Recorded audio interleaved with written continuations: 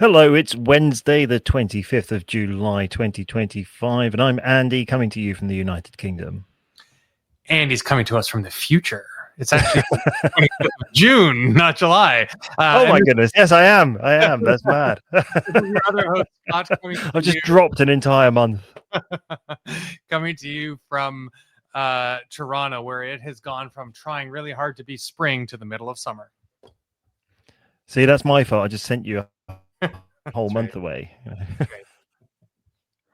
Well, this is the Tea and Timbits podcast, predicting the future and providing as many business development and global things like that we would normally talk about, and that we are going to continue to talk about, because this is the Tea and Timbits podcast with global perspectives on business development to help you prosper. This week, we're going to be talking about the post-crisis recovery and stabilization, which is the final episode in our crisis management series. Now, I could go on a crisis management course myself, I think, to try and recover this episode. So while I compose myself, Scott, do you have a story for us? That was awesome, Andy. Well done. You got there, and I will tell the story. And for any listeners still left, here, see if you like this one.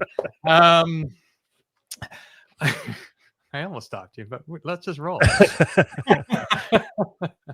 Okay, so first of all, this is probably like a whole month's worth of episodes, because we never really have gotten into it. I don't think we have in our roadmap a conversation about contracts and like the legal evaluation process. But it's been happening in a few different deals that we're working on right now, all simultaneously. I think I sort of brought up a little bit of this in some of my previous stories. And I don't really know what the big aha moment is to this story, but maybe just sharing so that, there's a little bit of, awareness that, if this is your situation or something like it, you're not alone. But I've always just gotten this really bitter taste in my mouth when it comes time to like look through the contract. Mm-hmm. And it seems so contentious, and it's really doesn't have to be. And I think it is really important when you're not, I think lawyers, when they talk to each other, have this language and this sort of understanding that they've established in the industry and the legal community between themselves and whatnot that doesn't exist outside of that ecosystem as readily as apparently. And I've always felt like I have some obligation to show up and try and pretend like I can insert myself into that kind of posture and mindset and way of communicating. And boy, does it not work, right? So more recently, I've just had a little bit more confidence and a little bit more detachment to kind of do it my way. And all that means is, now I'm not avoiding, the language of the contract, but the first thing that, it just became apparent to me because the last one that came through, like sometimes you're nitpicking over one clause in a specific term and nitty gritty language. But in this case, the other party had basically marked up the whole agreement to the point where it was almost unrecognizable from its original form. And I was like, oh my God, this is going to take forever. I know the way this works. We're going to go clause by clause, word by word. And I'm like, no, we're not. We might have to get to that. But the reason that we're in this state is that both parties are trying to put together this contract that protects business risk. And it really is just sort of a risk assessment exercise, right? And as a business owner, I can just wear that hat. Like, listen, great. Okay, there's something in here that is trying to help both parties just put together the right sort of risk framework for getting into business together. And I don't need to understand the intimate, fine-tuned implications of all the language at this point. At this point, I need to digest this just for the context and the objective that we even have this document, which is to make sure you're comfortable in a business relationship and to make sure we're comfortable in a business relationship. So I don't really care what the language is. I can articulate sort of my concerns, my unwillingness to accommodate some of the changes just by articulating where we're comfortable and not comfortable taking on certain risk, and articulating that we have a certain business process that we have established that makes us who we are and that makes us work the way we do. And we can't compromise that if you're looking for a higher level of risk protection. And that might just be a decision that, or a piece of information that the other party makes about whether or not to enter into the business agreement. And they may say, sorry, that's a non-negotiable for us, in which case, okay, great. Well, we sorted that out now. Or they might go, okay, I get it. We'll take it from your perspective. And then, oftentimes you can end up with all the legal work being done by the other party because you're just articulating your business position. So anyway, still in the middle of it. Maybe in another week or two, I'll be able to give you the outcome and tell you whether or not that project's proceeding or got scuttled. But I just came out of that kind of moment. Thought I'd share my perspective on it. No, it's a fantastic lesson to the listeners and to each other, really. I mean, because once you get into those situations and you then have that perspective and you take that step back and you look at it, just to remind yourself that that is exactly the key. And it isn't about going into those, did you put this comma in the right place? And is this letter, written in the right way? And is this sentence meaning the same thing? It's not about that. As you say, it's a bigger picture. Are we protected? Are we safe? Are we moving ahead in the right direction together? And, brilliant. Brilliant. So please do let us know how that goes, because you can't just leave us hanging now. Remind me. Yeah, I shall do. But this week we are talking about post-crisis recovery and stabilization to close off our series, and that's a good one to end on, because it's if you have been through a crisis and you've been following all of our advice from the previous episodes, and by the way, if you haven't heard them, go back and listen to them, because you'll learn loads of great things that we've come up with. But moving forward, when you've been through a crisis, there is a process that you need to follow. And you do need to make sure that you have something that's going to restabilize and reset the business. But you can't just jump straight to that. So, I mean, I'm going to share very quickly something that I've had before, and I don't know if it's an official thing that everybody uses, but I've brought it up as a document that I refer to and have used many times in the past, and it's the 5 R's of post-crisis recovery. Wow. Carry on. How about that? So the 5 R's are respond, reassure, review, rebuild, and reignite. Ooh. Respond, reassure, reignite. No, respond, reassure, review, rebuild, and then reignite. Review. So So let me just talk you through the objectives of each of those. So respond, the objective is basically to control the immediate damage, as we've just mentioned. It's about calming the situation, right, and being seen to be taking action. We talked about that quite a lot in the last episode. This is where you sort of your post-crisis, you're now going, okay, we're responding to this, but we also then move into the next step, which is about reassuring, where we're anchoring that internal and external trust. So we are, I mean, a lot of this we talked about in the last episode because it's following that process, but this is more about being transparent and grounded to the audience, your internal and external audience, and that you're communicating that consistently.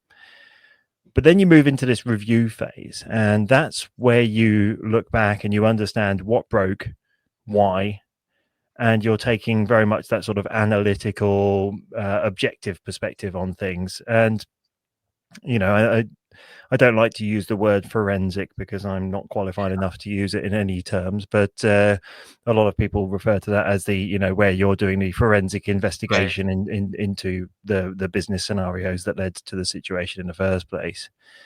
But then this is the bit that I'm most interested in, is it's the moving forward, because I'm not much of a looking back person. I'm much more of a looking forward person. And so the rebuild phase is where I start to get excited.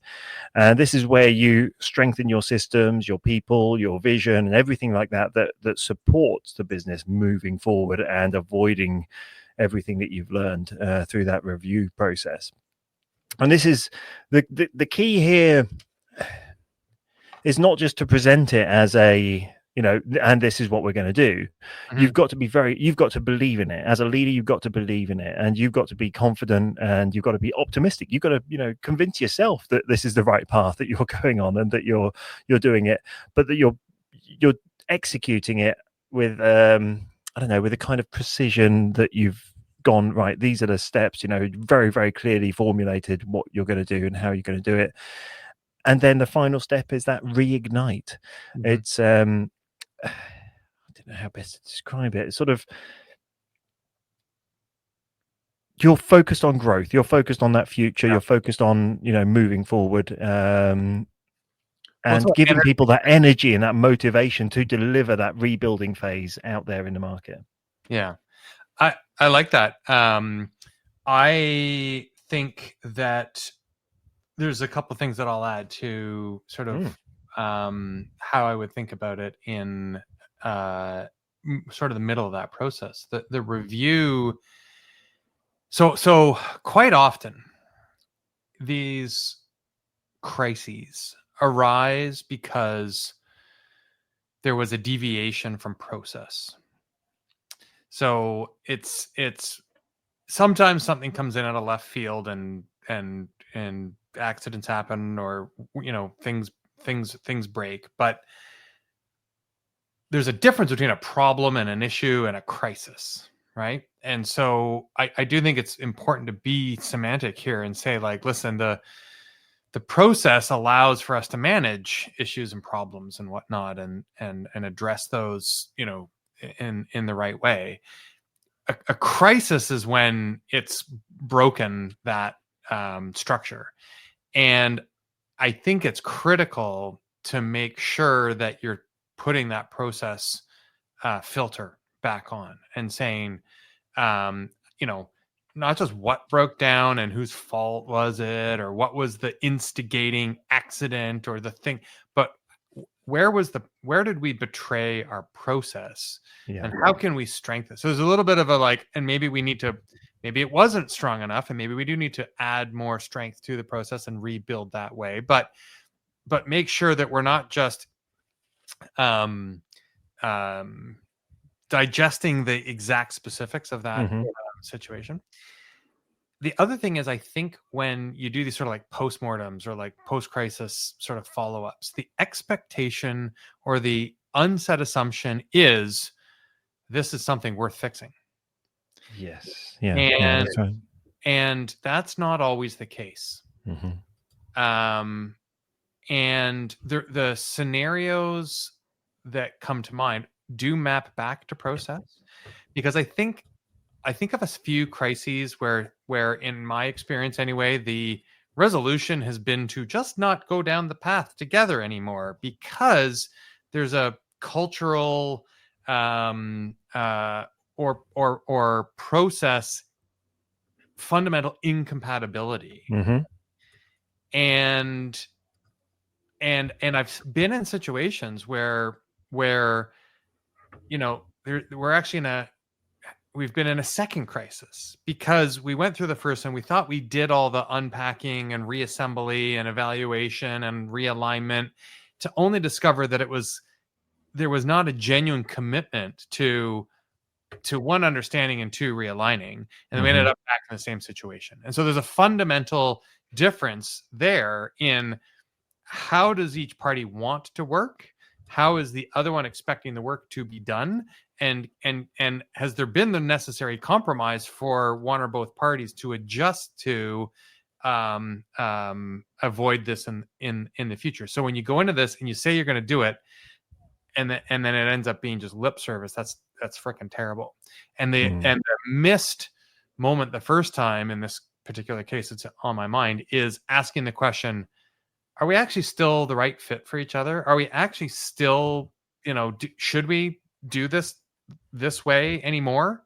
Because the cultures might have changed, the processes might have changed, the people might have changed, or we may have had a fundamental misunderstanding or false alignment at the very beginning. So when you're doing the review, don't forget to honestly, openly, critically consider whether or not we need to even dig into the depth and detail, and is there more of a process misalignment, a fundamental thing and then we can go into rebuilding if it's necessary. And the reignite stage, I love that, because I think you go through these things and you go, yeah, good, okay, great, good, we understand each other, we're realigned, next time we'll be better, get off the call and go back, without saying, what are we going to do to fold back in the missing energy that's now going to help us start from a great new starting block, as opposed to just kind of a slightly more solid one than we would have if we went from one crisis to the next project without this. So thanks for Exactly. No, fantastic. Thank you. And you've given me a reason to use the word forensic now, because what you described and your focus on that review was, it's about conducting forensic retrospectives, and I think we're both qualified to do that. So that's fantastic. I can now legitimately use the word forensic. And I agree with your position of looking forward, right? But it has to be informed by the past, right? So we're not here. 100%. Absolutely, yes. Yeah. And you're right that you must not rush that review phase. You mustn't do that. And it's not about doing everything you can to try and maintain business as usual. It's about that business reimagined, I suppose, is a good way of describing it. I think we've gone enough into detail on that one for this episode, and we are very welcoming of any input, questions, advice, perspectives, or ideas on any of those, and you can share those on LinkedIn, or you can send us emails, or you can get in touch with us in any other way by going to tandtimbits.com, where you can also listen to past episodes and find out lots and lots and lots of other skills of how to run your business more effectively on an international basis. Thank you very much, Scott. Thanks, Andy. Good episode. Good chat. Thanks, everybody.